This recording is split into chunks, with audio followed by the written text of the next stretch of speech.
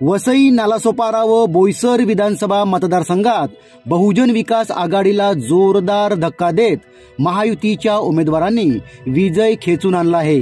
त्यामुळे परिवर्तनाची लाट आली असून बहुजन विकास आघाडीला मोठा धक्का बसला आहे।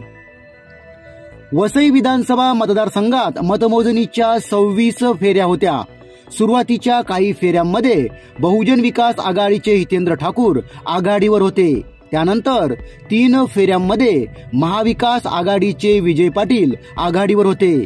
त्यानंतर मात्र महायुतीच्या स्नेहा दुबे या आघाडीवर राहिल्या। त्यांचा 3153 मतांनी विजय झाला। वसई बरोबर नालासोपारा व बोईसर विधानसभा मतदारसंघात महायुतीच्या उमेदवारांनी विजय मिळवला आहे।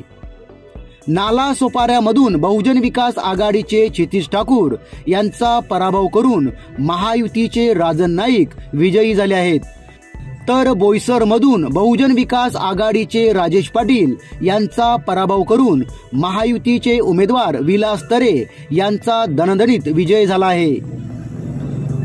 वसई विधानसभा जिंकल्यानंतर यावेळी प्रसार माध्यमांशी संवाद साधताना विजयी उमेदवार स्नेहा दुबे यांनी वसईचा हा ऐतिहासिक विजय असल्याचे सांगितले।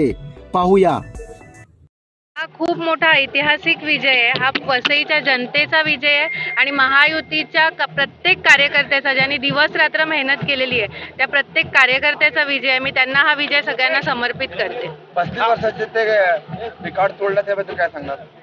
35 वर्षाची आमची जी वसईच्या परिवर्तनाची लढाई होती, जी लढाई खुद्द वसईची जनता लढली, महायुतीचे कार्यकर्ते लढले, ती लढाई आज आम्ही जिंकलेलो आहोत आणि आता वसईचं चांगलं भविष्य, उज्ज्वल भविष्यासाठी आमची वाटचाल सुरू होईल आणि ती झालेली आहे। पण प्रथम आपण कुठल्या कामाला प्राधान्य देणार आहात? वसईतल्या मूलभूत सुविधांचा जो अभाव आहे त्या मूलभूत सुविधा कशा वसईकरांना मिळतील आणि वसईचा सर्वांगीण विकास कसा होईल याकडेच आमचं लक्ष असेल। धन्यवाद।